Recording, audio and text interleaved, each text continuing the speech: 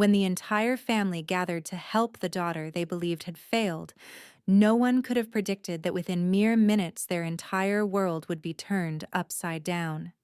In a living room decorated as meticulously as a boardroom, those who once pitied her would become the ones left speechless. Because the person they saw as a quitter, the one they believed had lost her future, was in fact the youngest founder ever recognized by Forbes of a tech company valued at $3 billion. No rebuttal, no defense. She chose silence to make them all truly listen. This is not just a story of success. It is a symphony of quiet determination of worth, cultivated in solitude, and of a dramatic reveal that forced her family to re-examine everything not just about her, but about themselves. And the most astonishing part, this is only the beginning. The message appeared on Charlotte's phone just before midnight in the thick silence that wraps the end of a long day. A notification from the family group chat Thursday, 7 p.m. Charlotte needs help. No questions, no punctuation. The message came from her mother Evelyn, the woman who had never missed a grammatical error or a misplaced comma in any document. But what made Charlotte furrow her brows wasn't the polished wording. It was the way her family spoke about her, as if she were some emergency that needed fixing. Since the day she walked away from her job at Whitestone in York, the firm everyone dreamed of working for, to start a company, with no name recognition, no profits, and as they said, no real benefits, she had become a permanent subject of phone calls soaked in faux concern. 2 years had passed, laced with veiled insinuations, phone calls that tried too hard to sound caring remarks that cut like razors. Have you thought about health insurance yet? Is that old car safe? Does your apartment get enough sunlight to be less gloomy? And now they wanted to stage a family intervention to solve Charlotte as if she were a broken appliance in need of repair. Her Toyota Corolla came to a stop in front of the ivory-colored estate in the Eastwood neighborhood. The sky was still and soft golden light spilled through ornate windows. The house hadn't changed. It was still the place where she was raised to believe that success meant Harvard, or at least Princeton, a job in New York, and weekends in Lake Tahoe. Her mother's BMW 7 Series sat neatly beside her father's Mercedes, while her sister Amanda's Range Rover occupied the circular driveway like a declaration. Amid that picture-perfect scene, her old Corolla stood out like an off-key note, much like the way they had viewed her for the past 2 years. Her phone buzzed again. A message from Marcus Hellickson's CFO, who was always up late just like her. The Forbes piece goes live at 8 p.m. Eastern. You ready? She smiled, replying, Perfect. The rescue mission starts at 7. Marcus responded instantly. Want me to send a car for you? Charlotte shook her head and typed, No need. Some performances are worth the wait. She checked her reflection one last time in the rearview mirror. No designer dress, no diamond jewelry, just a white button-down, a black blazer from a second-hand store, hair in a neat bun, nude lips. She let them believe she was broke, unsuccessful. She let them believe what they wanted, because surprise is always sweeter when served beside prejudice. Then she opened the car door and walked confidently toward the familiar front door, where those who thought they knew her were already waiting to help with something they never truly understood. The door opened before Charlotte could knock, as if they had been waiting for the exact moment she stepped inside. Her mother Evelyn stood there in a classic beige Chanel suit, her hair perfectly curled, her dark red lips still precise, despite the subtle downturn at the corners. Charlotte, you're 2 minutes late, she said softly, like a slap wrapped in velvet. Detail is key in business, darling.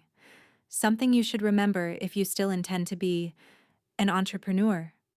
Charlotte nodded and stepped inside. The living room was unchanged, still suffocating in its perfection. Symmetrically hung paintings, accent pillows placed at precise angles on the Italian leather sofa, and the soft light from the baccarat chandelier reflecting on the gleaming floor. But something felt different: the silence before a storm, the shared glances among family members. No one offered her tea. No one asked if she was hungry. Just formal nods and a palpable sense the script had already been written. Her father, Douglas, was seated in his usual chair by the fireplace, the same one he used to preside over meetings with major clients. Her younger sister, Amanda, dressed in a trendy olive green silk dress, sat beside her husband, Blake, the man with 3 MBAs and 2 failed startups, on the long sofa. In the corner, Aunt Rose, her mother's older sister, sat upright in an armchair like a judge. "We should begin," her father said, his voice deep and authoritative, as if opening a shareholders' meeting. "We're here because we're concerned about Charlotte, about your current situation." Charlotte smiled and chose the smallest chair facing everyone, not the most comfortable spot, but a deliberate one. "Your choices," her mother interjected. "2 years ago, you had everything: a clear path to partner at Whitestone, a penthouse with a river view, William, a stable future. And now—" Her eyes flicked to Charlotte's worn leather bag as if it alone summed up her disappointment. "You're living in a small apartment," her father continued, driving an old car, running a— "What is it again?" Blake cut in, unable to hide his smirk. "A tech startup. Though the word startup usually implies scalability, and your idea seems a bit far-fetched." Charlotte maintained her smile, her gaze steady. Blake, who had been rejected 3 times by the very venture funds she quietly owned through subsidiaries. Blake, who didn't know it was her signature that had nixed his proposal last month. Amanda gently touched her husband's shoulder, a silent ease up, then turned to Charlotte. "No one's blaming you. Everyone makes mistakes. And if you want, I'm sure Whitestone would still welcome you back." Aunt Rose cleared her throat, adding weight to the moment. "You know, Barbara's daughter just made partner, youngest in the firm's history." "That should have been you." Charlotte glanced at the clock. 7:43. 2 more minutes and everything would change. But for now, she simply sat there, surrounded by condescension, letting them finish saying the things they'd never dare repeat again. Amanda's phone rang just as Charlotte was gently setting her glass of water down on the table. The sound was soft, but sharp enough to slice through the thick air in the living room. Amanda glanced at the screen, ready to decline the call, but suddenly froze, her eyes widened. For a moment, her usual composure vanished, and she murmured almost under her breath, "Oh my God." Then, locking eyes with Charlotte, her voice rose with the force of a slap. "Why is your face on Forbes?" Everyone froze. Her mother, mid-sip of red wine, halted, leaving a crimson print on the rim of her glass. Blake grabbed his wife's phone as if doubting what he saw, scrolling feverishly before slowly reading aloud, "Charlotte Gray. Age 28. Founder and CEO of Helixon Technologies. Company valued at over $2 billion after its most recent funding round." He repeated the figure as if to give himself time to process it. Charlotte, meanwhile, simply lifted her teacup and took a calm sip. "Actually," she said, "that number's outdated. After the M&A deal we signed last week, the current valuation is $3 billion.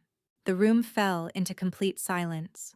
Her father, a man of few words but immense authority, slowly sank back into his chair as though the strength had been drained from his body. Charlotte pulled a tablet from her bag, tapped a few times, and held up the screen, a pitch deck for investors filled with growth charts that shot up like mountains. Helixon develops adaptive machine learning systems using AI and nonlinear data processing. Our applications are currently deployed by leading global tech corporations. She said, her tone flat and professional, as if delivering a keynote at a tech summit. Then, as if to dismantle the last traces of assumption clinging to their expressions, Charlotte looked each one of them in the eye. "The small apartment I live in. It's the penthouse I own, the entire building. That Toyota asset strategy, not because I can't afford better." I stayed quiet, not to hide anything, but to see who was actually listening. Her mother opened her mouth, perhaps to object, but her hand trembled so badly the wine rippled and spilled. Charlotte met her gaze, not with anger, but with a detached coolness. "None of you knew because none of you ever asked. You were all too busy mourning a dream that never came true to realize I was building an entirely new world. Meanwhile, Amanda's phone began ringing non-stop notifications flooding in from news outlets, friends, and undoubtedly those who had once written Charlotte off as someone who had quit the game. But Charlotte no longer looked at the phone. She stood fastened the button on her blazer and said with a calm finality, as if closing a door behind her, "In 2 minutes, Forbes will air my interview. They're calling me the founder of the decade's most quietly built tech empire. But to me, this is just the beginning." Just minutes after the Forbes article went live, Charlotte's phone began vibrating non-stop, as if the entire world had suddenly remembered she existed. Messages poured in from everywhere, from her mother, her father, Amanda, even William, the man who once smiled fondly and called her tech startup idea adorable but unrealistic. Every message carried the same tone: urgency, regret, remorse. "Charlotte, please call Mom. We need to talk. How could you keep something this big a secret? You're a genius. Why didn't you tell me?" Words that had once been cold and judgmental were now drenched in sentimentality. Pleading suddenly softened beyond recognition. But Charlotte didn't respond. She stood at the window of her office, the light from the Forbes article still faintly reflecting off the glass. Behind her was a world none of them had cared to ask about, and now they were rushing toward it as if it had always belonged to them. The next day, Amanda showed up unannounced in Helixson's lobby. She wore a cream wool coat, carried a leather handbag, her makeup flawless down to the last eyebrow hair, but beneath the polish, there was an unmistakable trace of unease. "I'm Charlotte's sister," Amanda told the receptionist in a voice that was familiar but fraught. "I need to see her, it's family. Urgent." Security followed protocol. Charlotte had given clear instructions: no unannounced guests. After nearly an hour of back and forth, Amanda was escorted to a side conference room where the chair was too stiff and the space too empty, making her feel unusually small. When Charlotte walked in, Amanda immediately stood. "I didn't think you'd avoid me like this," she said, her voice tinged with reproach. Charlotte closed the door, calmly pulled out a chair. "They know who you are. That's exactly why they didn't let you in. Our system here doesn't prioritize people who once underestimated me." Amanda sat down, her composure cracking. "Mom cried all night.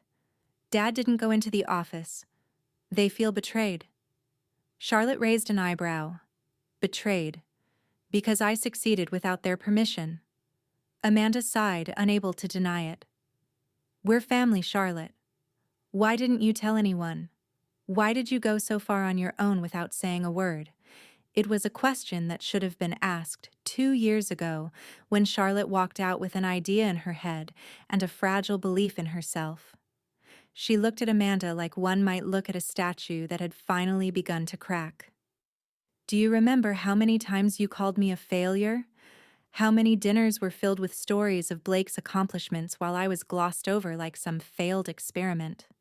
Amanda bit her lip, trying to hide the shame, but the cracks in her gaze were already showing. "You didn't have to do it alone," she repeated. Charlotte smiled. "I know. But I did. And now I know one thing: if I had to start all over again, I'd still do it alone. Because in the silence, I found my real voice." The next morning, before the sun had even begun to peek through the trees in front of Helixson's headquarters, Maya, Charlotte's personal assistant, knocked on her office door with an unusually peculiar expression. "Mr. Douglas Gray is waiting in the lobby," she said, her voice low, as though afraid of waking the entire building. Charlotte didn't react immediately. For a moment she thought she'd misheard. But Maya continued. "No car, no suit. He came by taxi wearing a denim jacket and carrying an old leather briefcase." Charlotte looked up, raising an eyebrow slightly. "How long has he been waiting?" "Almost 2 hours. He hasn't asked for anything, just sat quietly watching employees pass by." Charlotte paused for a moment, then nodded. "Tell him to come up." The door opened, and the man who entered was no longer the authoritative CEO of Gray Consulting she once knew. No expensive suit, no polished Italian shoes. Just a man with silver hair and eyes filled with silence. He sat down, placed the old leather briefcase on the table, and was quiet for a while as if searching for words. Your mother still sets a place for you at every Thursday dinner. He said, his voice so soft it nearly dissolved into the room. Charlotte folded her arms, her gaze neither cold nor welcoming, simply watching the father she no longer knew how to address after these past 2 years. He opened the briefcase, pulling out a stack of papers and an old photograph. Do you remember the fifth-grade science fair? You built a simple neural network model to predict the weather. You won first prize, and I missed it because of a board meeting. Charlotte said nothing. She still remembered that day, remembered waiting for him at the end of the auditorium, clutching the certificate tightly through the entire ceremony just to hear him say, "Well done." But he never came. Now he turned through each page, patent applications, scientific articles, business plans, everything Charlotte had quietly built over the years. You did all of this while we still thought you were trying to find yourself. He exhaled, his voice catching slightly. Charlotte stood up, picked up the old photo, a little girl with a crooked ponytail standing next to a simple paper model, eyes shining brightly. That system predicted the weather with 76% accuracy back then, she said, almost as if speaking to herself. Today, Helixin predicts markets' migration flows and global climate trends with a margin of error of just 0.03%. Douglas looked up, eyes rimmed red. I didn't come here to ask for help. Not for money, not for the company. I came to say, I'm proud of you. Not because you succeeded, but because you had the courage to succeed even when we didn't believe in you. Charlotte stood still for a moment. Then she turned to the whiteboard, began sketching the initial neuron diagram, and looked back at her father. If you really want to understand, then start here. This is the first node where raw data enters the deep learning system. And then, she paused, pointing to the branching connections. Everything is redefined in ways that those who refuse to look will never see. When Douglas left the office with slow steps and his leather briefcase clutched tightly to his chest as if it held the last fragile piece he had left amidst the shattered remains of their family, Charlotte remained by the window watching the stream of cars pouring into the city center. The sky that day was unusually clear, as if the world itself were preparing for a quiet transformation. And in that moment, she made a decision.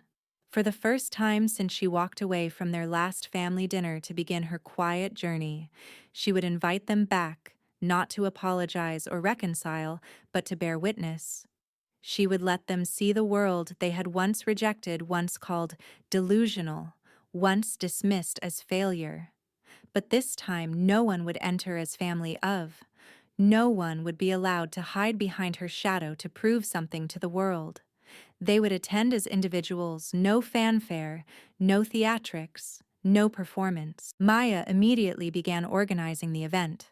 A Thursday evening, precisely at the hour they had once chosen to rescue their daughter. Helixin's headquarters would open its doors not to clients, but to those who had thought Charlotte was a waste of time. She sent the invitation in a short, plain email with no embellishment or explanation. Thursday, 7 p.m., 48th floor, Helixin Tower. Dinner. No subject line. No footnote. And strangely enough, they all agreed. That evening, the city felt thick with the early winter chill. As Charlotte entered the main lobby, Maya was already waiting. They're all here, she reported. Your father, your mother, Amanda, and yes, even Blake.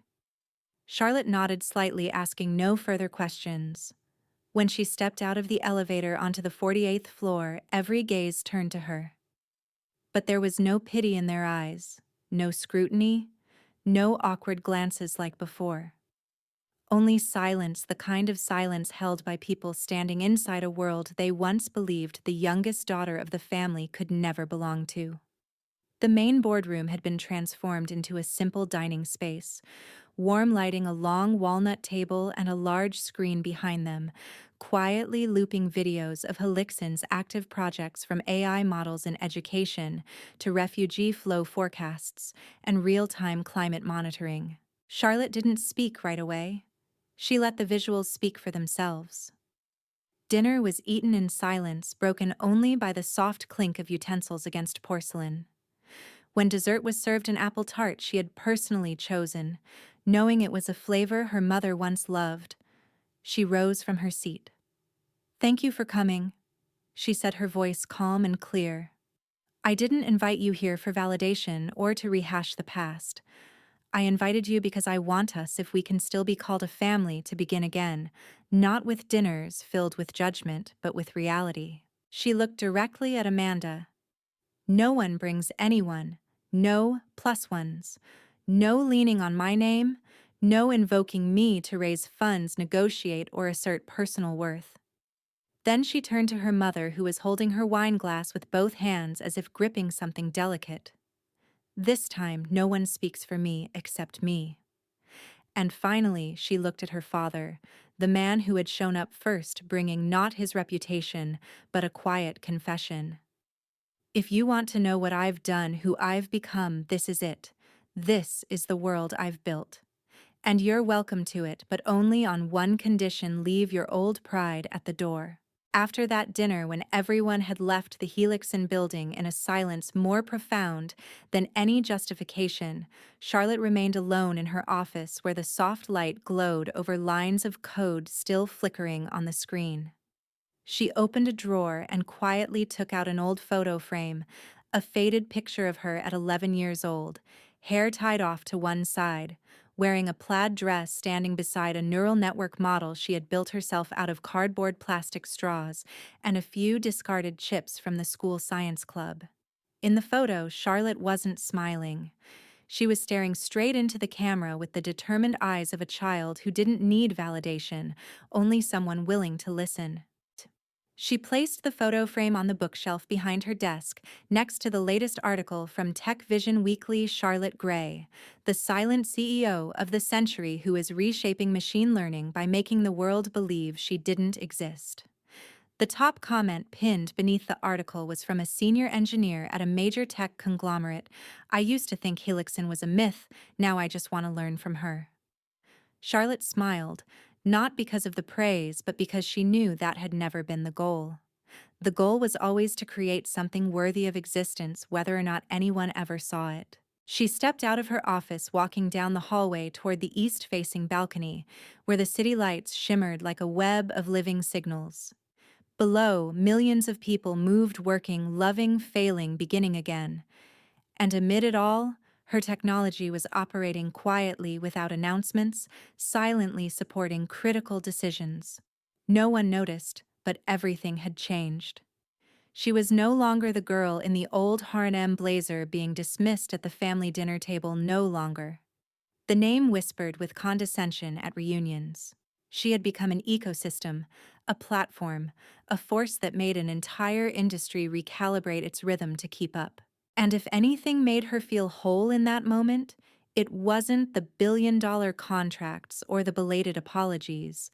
It was the fact that she never lost herself just to make others comfortable. She had allowed them to be wrong about her. She had let them doubt, belittle, and erase her from their concept of success. And then, in the silence they mistook for failure, she had rewritten the entire story in her own language. Back in her office, she carefully taped a quote beneath the photo of her younger self. "True value doesn't need applause. It just needs time to prove itself." Then she returned to her desk and kept working. Because for Charlotte Gray, the best form of vindication had never been a rebuttal. It was making the world pause and wonder why they hadn't seen it sooner. The following week, Helixin entered a phase of decisive transformation as Charlotte officially announced Project Nexus, a next-generation AI architecture based on quantum processing and deep adaptive machine learning. At the Monday morning meeting of the founding board, the room was packed with veteran investors, most of whom had once hesitated to place their trust in a young female CEO who hadn't studied traditional disciplines, who had no background in major investment firms, and who certainly didn't come backed by a powerful lineage. But now, every time Charlotte entered a room, all eyes shifted toward her. All conversations stopped mid-sentence, not because of the authority she wielded, but because of the undeniable results she had delivered. Project Nexus, she began, is not simply the next step in technology. It's a restructuring of how humans and machines walk alongside each other in nonlinear volatile data environments. As Marcus, the CFO, presented the growth charts, the curves no longer resembled curves. They shot up like mountain peaks, sharp, undeniable. During the presentation, Maya discreetly handed Charlotte a small note. "Amanda is in the lobby. Says she won't leave without seeing you." Charlotte didn't react. She folded the note, slipped it into her pocket, and continued presenting. Project Nexus mattered more than unresolved family sentiment. Nearly 2 hours later, once the board members had left the conference room and Charlotte had finalized 3 strategic agreements with multinational corporations, she calmly made her way down to the third floor, where the smallest conference room had been temporarily converted into a guest lounge. Amanda sat there in a neutral-toned cashmere dress, still polished in appearance, but clearly worn down, her eyes sunken with fatigue. When Charlotte walked in, Amanda stood up almost instantly. "Would you really have the security guards call you?" The question fell into the space like a drop of cold water. Charlotte gently pulled out a chair and sat across from her. "They know exactly who you are, Amanda. That's why they followed protocol." Amanda bit her lip, clutching the strap of her handbag as if for comfort. "Mom isn't sleeping. Dad's avoiding meetings. None of us can believe it." Charlotte leaned back in her chair, her gaze steady. "Are you here to apologize or to get James back to the negotiation table with Helixson?" Amanda flinched, then slowly sat back down. "You already know." Charlotte pulled out her tablet and slid the screen a summary of James's investment profile. 3 failed ventures, 2 SEC warnings, and most recently, a pitch submitted to Helixson Ventures. James called Helixson a PowerPoint-decorated delusion. "Unfortunately, my legal team has a habit of keeping everything." Amanda was speechless for a few seconds. Finally, she exhaled. "I was wrong. We all were. But are you really going to cut us off completely? We're still family." Charlotte looked at the hand her sister had gripped tightly over hers, then gently removed it. "Family, if it's truly family, doesn't need me to shine before accepting me.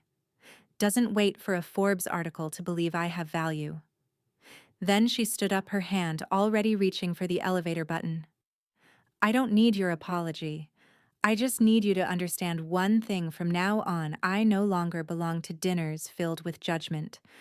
I belong to the future I built with my own hands." A month after the Forbes article, Helixson entered the ranks of globally influential tech companies, and Charlotte, once regarded as the family's mistake, suddenly became a new symbol of leadership without permission.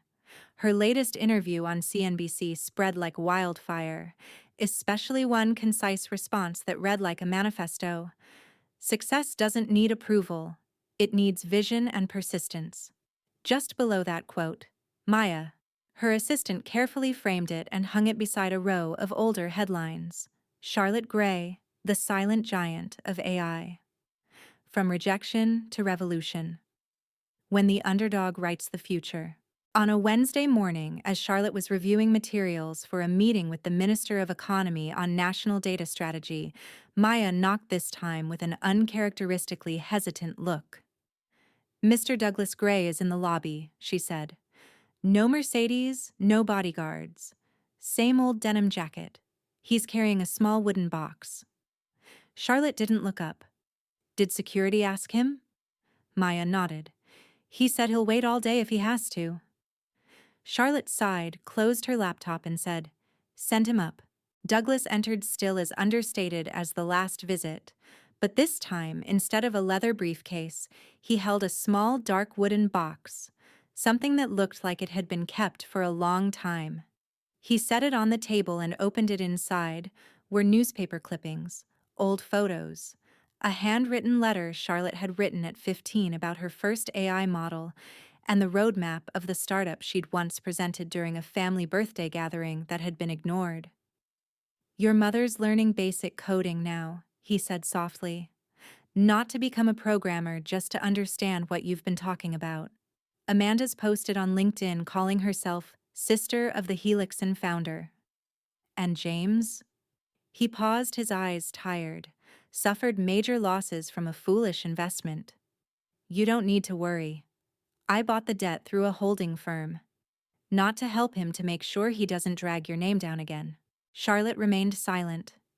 Douglas pulled from his pocket an old photo, a young girl beside a neuron model made of paper. "When did I stop seeing you as a child? When did we start calling your difference stubbornness instead of talent?" Charlotte looked up slowly. "When you started fearing that I could succeed without anyone." She walked over to the whiteboard and began sketching the new Nexus architecture. "This is the next step. Not just learning from data, but predicting what hasn't happened yet." Douglas watched intently. When she finished, he said simply, "Let us have dinner.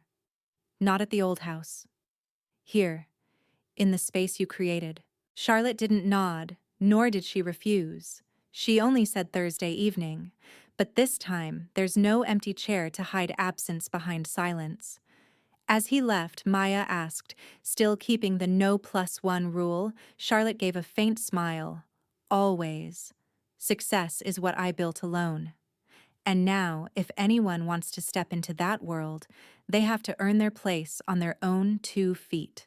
As the lights in Helixon's office dimmed and the city lit up like a pulsing vein of technology, Charlotte remained alone among numbers, strategies, and dreams once dismissed as nonsense. She no longer needed to say anything, for everything had been proven by what she had built. She didn't need to scream that she was worthy. Her silence had made the whole world listen. Success didn't come from being accepted, but from daring to move forward even when no one walks beside you. And if you've ever been underestimated, ever been dismissed in your own home, remember, sometimes the best response isn't to argue, but to let them witness you shine in a way no one ever dared imagine. If this story touches something deep within you, leave a comment below, because maybe the journey you're quietly walking is the very one the world is waiting to hear. Don't forget to click like, subscribe, and turn on notifications so you won't miss more inspiring stories about family betrayal and breathtaking rebirth from the most underestimated places.